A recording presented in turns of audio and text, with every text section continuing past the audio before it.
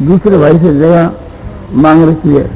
बोले साहब बारात के लिए आपकी जगह आपकी क्या रहना? हाँ बोले है आपको एक प्रकार से, पर हमारे घर में शादी है वो होगी तो आपको नहीं मिलेगी।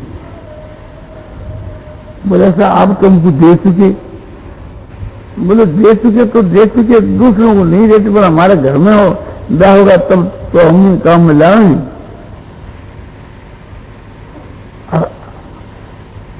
उसने तो पहले ही 2 दिन और मांग रखी है। बोले कोई बात नहीं, अपना तो काम चल जाएगा, दूसरी जगह मांग रही। तो इस तरह से मकान है, चीज है, आज कर्ज के जिसके मां हम दे देंगे ऐसा वचन देकर के भी नहीं देते, और देने में भी जुल्म करते हैं। कल आइए साहब, परसों आइए साहब। वो कहता है कि अब तो एक प्रकार से दूल्हा नजदीक आ गया। तो बोले साहब ये क्या है, बता कोई बारात ही नहीं आई, तो बारात आने के बाद हम क्या करेंगे इस चीज को लेकर? तो देने वाला जो धनी है वो भी जी में कष्ट कर करके देता है, टालम टाल करता है एक प्रकार से। अरे लेने वाले के लिए रहता है कि पहले से ले जाकर इकट्ठा कर लो, नहीं मालूम फिर मिले या नहीं मिले। जगह भी अपना पहला कब्जा करके ताला बंद कर दो, क्योंकि नहीं तो मौके पर शायद नहीं मिले।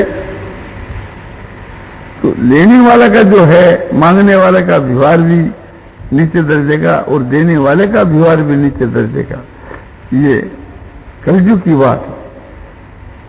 तो सतयुग और कलयुग में कितना अंतरा पड़ गया, कितना डिफरेंस है, देखने से मालूम होता है कि बहुत ही एक प्रकार से डिफरेंस है।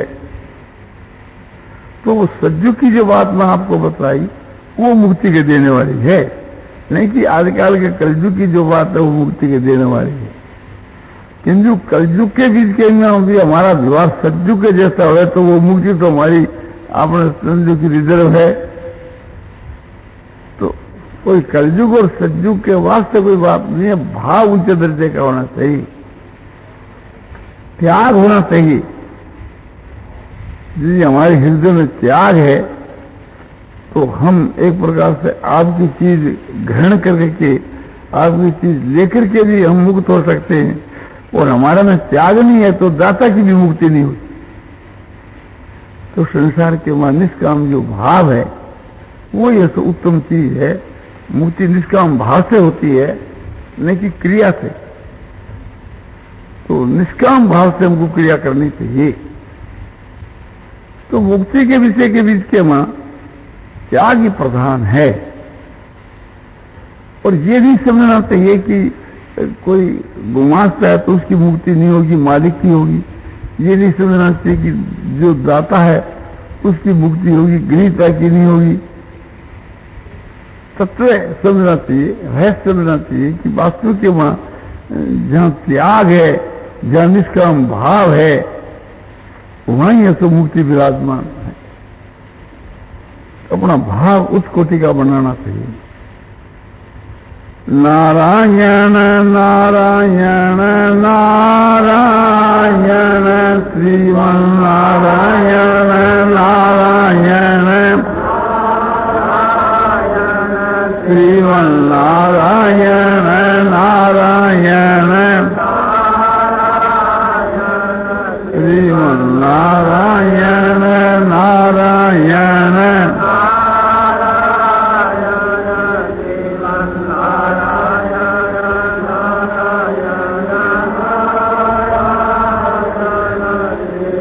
नारायण नारायण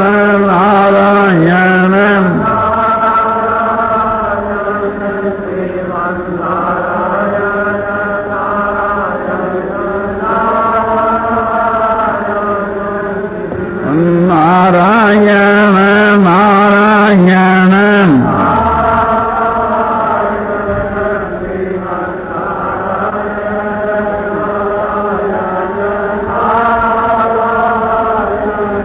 सियावर रामचंद्र की मार मुकुट वंशी वाले की। हमारे पास बहुत से भाइयों के पत्र आते हैं। कई भाई लिखते हैं कि हम एक प्रकार से गीता प्रेस की सेवा करना चाहते हैं। हम पूछते हैं कि एक प्रकार से खर्च आप कितना लेंगे? बोले खर्च तो हमको कुछ लेना नहीं है, तो केवल मात्र एक हम है, हमारी स्त्री है, 4 बाल बच्चे हैं, बस उनका केवल निर्वाह हो जाए और हमको कोई किसी जरूरत नहीं। तो उनका निर्वाह कम से कम कितने रुपया हो जाएगा? कि सिर्फ 100 रुपयों की, 100 रुपया में सब काम चल जाए। हम तो सेवा भाव से करना चाहते हैं और हमारे कोई आवश्यकता नहीं। आपने क्या पढ़ा है, कितनी योग्यता है, क्या काम आपने किया है, सब बात पूछते हैं, मिलते हैं। हमने समझा कि नहीं, ऐसा आदमी तो इस योग्यता वाला हमारे को दूसरा 50 रुपया में मिल रहा है। तो हमने कहा भाई साहब ठीक है, हमारे पास आदमी है और आपको हम कष्ट देना नहीं चाहते, यानी गीता प्रेस को सेवा की आवश्यकता नहीं है। तो साहब हम जब काम करना चाहें हैं तो आप मर्जियों से काम करा लीजिए। हम ये चाहें कि यहाँ सत्संग भी हो, भजन भी हो, अपनी जीविका भी चल जाए। हम कहते हैं भैया बात यह है कि आपकी जैसी योग्यता वाले यहाँ हमारे 50 रुपया में काम करते हैं और आपको 100 रुपया तो महीना दें और फिर आपका ऋण भी गीता प्रेस के ऊपर कायम ही रहा कि हम गीता प्रेस की सेवा करना चाहते हैं। आप ये कहते हैं कि मेरी योग्यता तो 50 रुपया की है, किंतु मैं गरीब आदमी हूँ, गीता प्रेस से किसी मैं सहायता चाहता हूँ। तो हम सोचते हैं इसकी सहायता हम कर सकते हैं नहीं कर सकते। तो एक बात ही, अब तो हमारे सिर के ऊपर एक प्रकार से बोझा रखते हैं कि हम गीता प्रेस की सेवा करना चाहते हैं। अरे सेवा करना चाहते हो कि सेवा कराना चाहते हो? 100 रुपया का आदमी हुए और 50 रुपया ले हुए तब तो उसकी सेवा हुई, और आदमी तो 50 रुपया अगर लेता है 100 रुपया तो ये तो सेवा करानी हुई, सेवा करने का काम है। तो आजकल ऐसे सेवक मिलते हैं, बहुत आदमी के पत्र आते हैं, हम कहते हैं हमारे को आवश्यकता नहीं सेवा कराने की। तो दूसरी जगह चेष्टा करो, तुम जब सेवा करना तुम चाहते हो तो आजकल करानी बहुत मिल जाते हैं, सेवा करानी दुनिया में बहुत है। तो एक भाई समझो कि 100 रुपया तनख्वाह देकर के और 200 रुपया का काम करता है, 500 रुपया का काम करता है, तो वो गीता प्रेस की सेवा करता है। और एक भाई 100 रुपया लेकर के 50 रुपया का काम करता है, तो वो तो एक प्रकार से गीता प्रेस के ऊपर भार है, उसका बोझा है। गीता प्रेस के काम करने और अपने पदाधिकारी ये देखते ही इसकी तो आफत है, इसको उठाओ किसी प्रकार, इसका तो गीता प्रेस पर एक बोझा है। एक भाई जो है दिलचस्पी से काम करता है, न समय की चोरी करता है और न बल की चोरी करता है, न बुद्धि की, अपने शक्ति के अनुसार खर्चता है और पूरा समय देता है और बुद्धि भी लगाता है और अच्छे भाव से करता है। तो वो अपना पूरा वेतन देकर के भी गीता प्रेस का हितैषी है और वास्तव के मैं अपने दिल से सेवा करता हूं। गीता प्रेस का काम भी करता है और साथ साथ में अपना कल्याण भी करता है। और एक आदमी मन लगा करके नहीं करता, तत्परता से काम नहीं करता, बुद्धि तो उसमें है किंतु लगाता नहीं, बल तो उसमें है किंतु उसका प्रयोग ठीक करता नहीं, समय तो उसके हाथ में है किंतु देता नहीं। कम से कम समय देना चाहता है, कम से कम खटना चाहता है, कम से कम परिश्रम कम करना चाहता है। समझो कि 8 घंटा की ड्यूटी है तो चेष्टा करता है कि 7 घंटा ही काम देखें, 6 घंटा ही देखें। और 6 घंटा जो काम देखता है उसके जिसके वहां भी एक अपना समय ऐसा आराम में ज्यादा बिताना चाहता है, परिश्रम का काम करना नहीं चाहता। और जितने काल परिश्रम का काम करता है उतने काल भी अपने उसमें जितनी बुद्धि लगानी चाहिए नहीं लगाना चाहता। वो कहता है कि मैं गीता प्रेस की सेवा करता हूं। तो ऐसे सेवा करने वाले भाइयों से तो हम लोगों को दूर ही रहना चाहिए। कहना चाहिए हमारे को सेवा कराने की आवश्यकता नहीं है। बहुत सी समस्या है उनकी, जाकर आप सेवा करिए। अपने तो समझो कि सेवा करने वाले आदमी ज्यादा मात्रा में है, तो एक प्रकार से आवश्यकता नहीं है। और जहां आवश्यकता है वहां जाकर चेष्टा करिए आप। तो जो आदमी अपनी शक्ति के अनुसार कोशिश करता है, बुद्धि के अनुसार, सामर्थ्य के अनुसार, और रात दिन उसके वास्ते खूब खड़कर करता है, अपनी जितनी शक्ति है वो सब पूरे रूप से देता है, तो वो वेतन लेकर के भी अपनी आत्मा का कल्याण कर रहा है।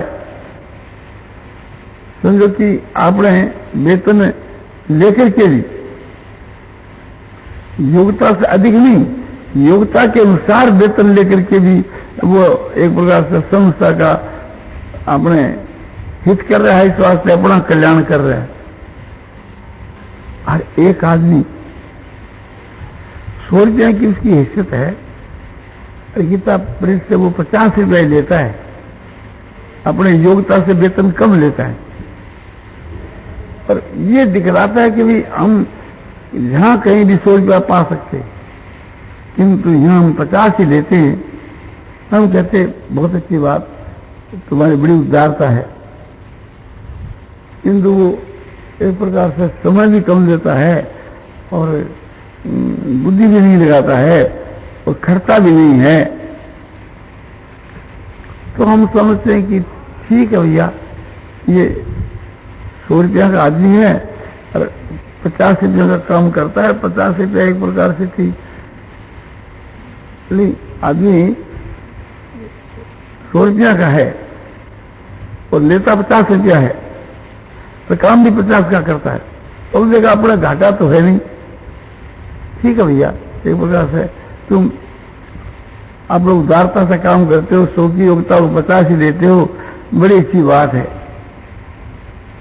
किंतु वो वास्तु के बीच के में अपना कल्याण नहीं कर रहा है, वो एक प्रकार से धोखा ही दे रहा है कि जिसकी योग्यता उसको काम में नहीं ला रहा है। तो 50 रुपया लेकर के भी वो खतरा में है, क्योंकि अपना झूठी बड़ाई करता है, झूठा बोझा इस पर रखता है कि मैं 100 रुपया का आदमी होकर 50 रुपया लेता हूं। अरे तू काम भी तो 50 का करता है भैया, आदमी तो तू 100 का है कि तो अपने तो यहां परिश्रम करता नहीं, तुम्हारे योग्यता हमारे क्या काम आवे। तो एक आदमी में योग्यता रहते हुए भी अरे वो योग्यता उसमें लगाता नहीं, तो उसकी योग्यता गीता प्रेस के कोई काम में नहीं आती। बुद्धि होकर के भी उसके वास्ते बुद्धि नहीं लगाता, उसकी बुद्धि अपने क्या काम आवे। आप में बहुत बुद्धि है, किंतु वो बुद्धि आप हमारे लिए खर्च नहीं करते, तो आपकी बुद्धि हमारे क्या काम आई।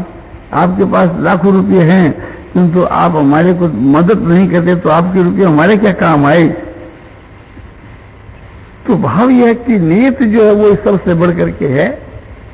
तो नीयत उस कोटि की होनी चाहिए, सेवा करके भी वाणी से नहीं करना चाहिए, और हृदय का वहां भी ये भाव नहीं रखना चाहिए कि हम सेवा करते हैं, उपकार करते हैं किसी।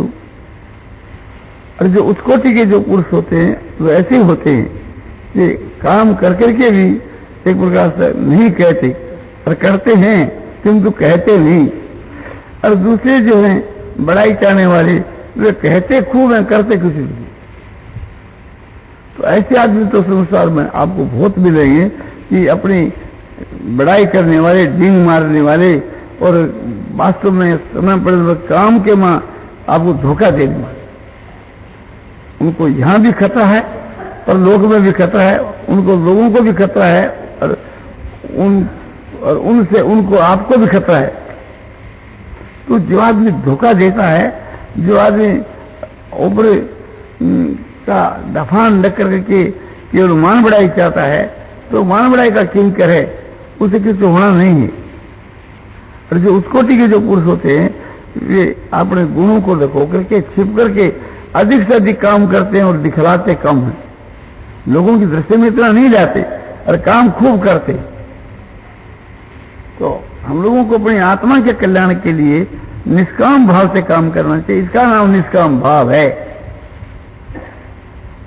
हम किसी की सेवा करें, उपकार करें, किसी त्याग करें, तो दूसरे को जनावे नहीं। जान गया कोई आदमी तो हम अपने ऊपर कलंक समझें। हमने तो नहीं जनाया, किंतु कोई जान गया तो हमारे लिए लज्जा की बात है, शर्म की बात है, दुख की बात है। हम फिर कोशिश करें कि भविष्य में ऐसा न होए कि कोई जान गया। तो ये निष्काम भाव है, इससे मुक्ति होती है। और हम इसको जनावें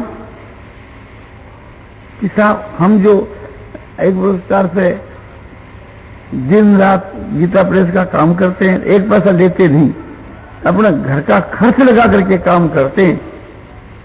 और वास्तव के मान यदि हम दिल से काम कर रहे हैं, सच्चा काम कर रहे हैं, और जो कहते हैं बात सच्ची है, तो भी हमारे लिए वो कलंक है। वो हमारा निष्काम भाव नहीं, सकाम भाव है। हम समझो कि न समय की चोरी करते हैं, न बुद्धि की चोरी करते हैं, न बल की चोरी करते हैं।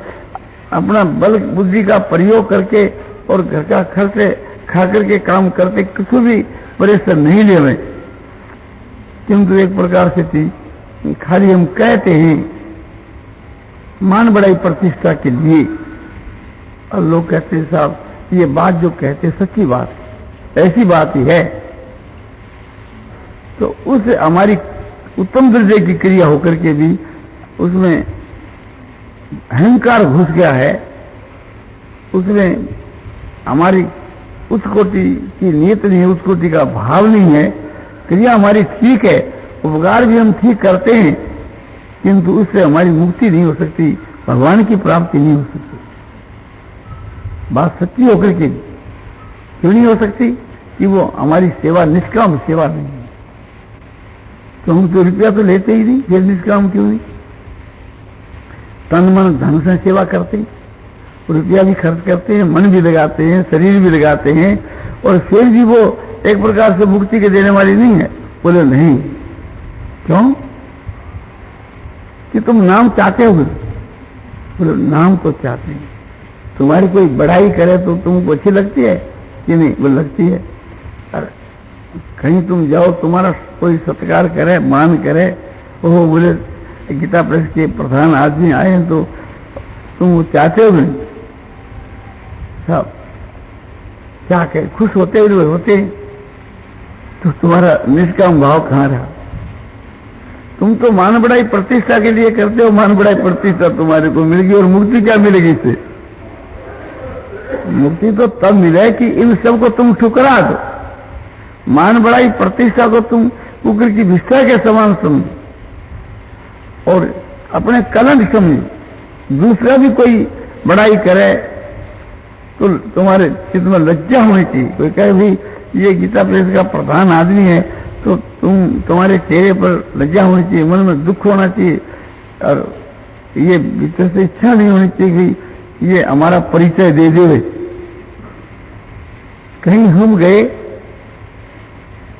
सुन लो कि पुरी में गए या गया जी के वहां गए, और धर्मशाला का जो मुनीम है, गुमास्ता है, उसको कहा भी हमको एक कमरे की जरूरत है, हम अपने पिता पितामह की पिंड देने के लिए आए हैं और 1 महीना यहाँ रहेंगे। बोले साहब यहाँ तो कमरे सभी रिजर्व हो गए। दूसरा आदमी कहा कि आप जानते हो नहीं हो क्या? बोले ऐसा नहीं जानते हैं। बोले आपने जयजिया जी गोविंद का है और इनको तो जगह देनी चाहिए। बोले ऐसी बात है? बोले फिर वो आता है साहब हम आपको पहचाना नहीं, समझा, आपके लिए कोई कमी नहीं है, आपको 2 कमरा मिल जाएगा, 2 की जगह 3 मिल सकता आपको। आपका परिचय नहीं था, इस बात से हम ना कर दिया, तो हमारे कसूर को माफ करना। फिर हम उस अपने कमरों को लेते हैं। हमने कहा कि ये आपने कौन हमारा परिचय दिया? मुझे तन सुखराज जी ने दी। हम कहेंगे तन सुखराज, क्या आप हमारे को बिक्री करते हो? क्या जरूरत है? जैसे लोग रहते हैं हम रहते, आप हमारा परिचय क्यों दिया? ये हमारा भाव तो ठीक है।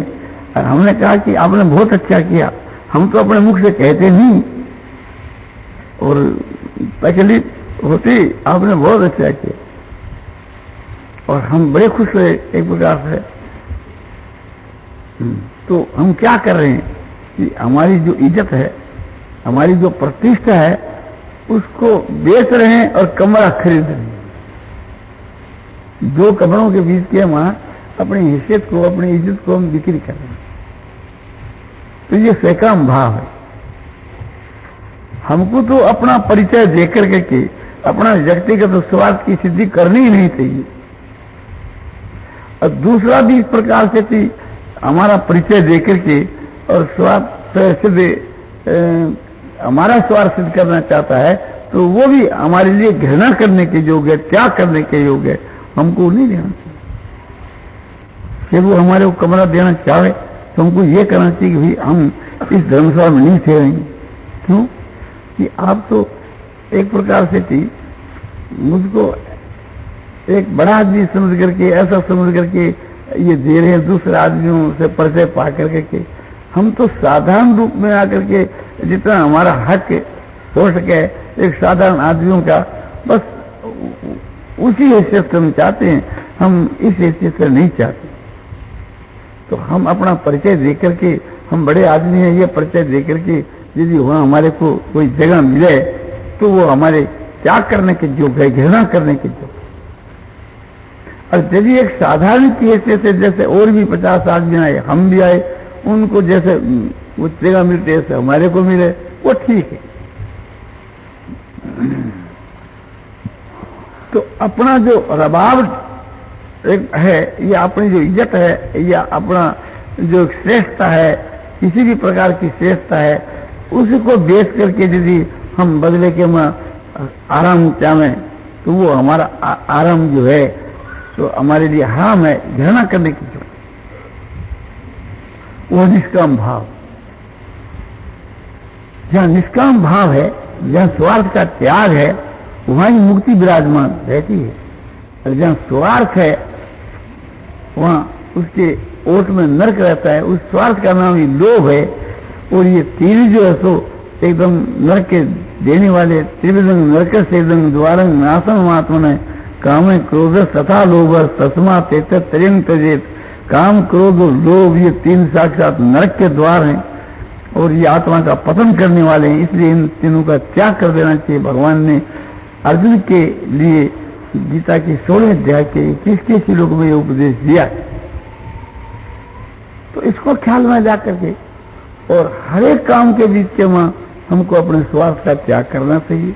मान और बड़ाई प्रतिष्ठा को एक निष्ठा के समान समझ करके, मैले के समान समझ करके इससे दूर रहना चाहिए, ठुकरा देना चाहिए।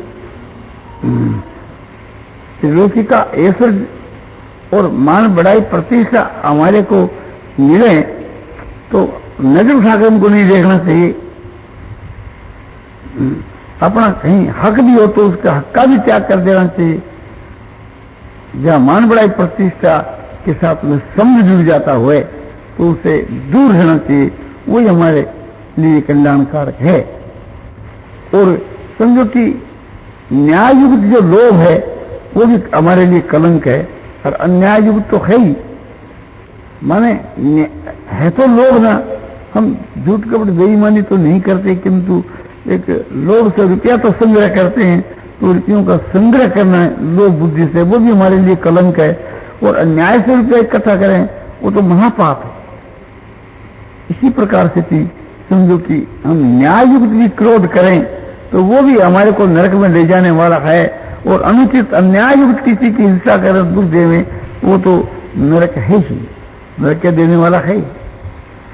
इसी प्रकार से थी न्याय युक्त भी अपने स्त्री के साथ में सहवास है और भी कोई कामना की पूर्ति है, उचित है, न्याय युक्त है, तो उससे नरक तो नहीं होता, किंतु उससे कोई मुक्ति नहीं होती।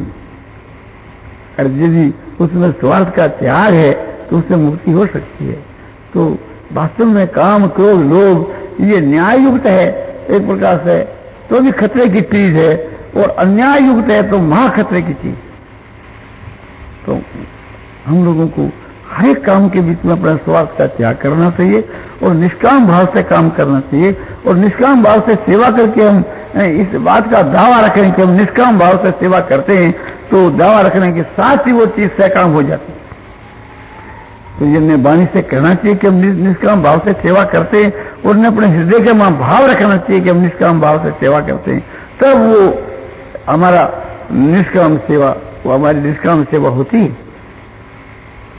नहीं तो मान बढ़ाई प्रतिष्ठा से थी, वो सब हमारी सेवा दूषित हो जाती है। नारायण नारायण रामचंद्र की जय, मौर मूठ बंसी वाले की जय।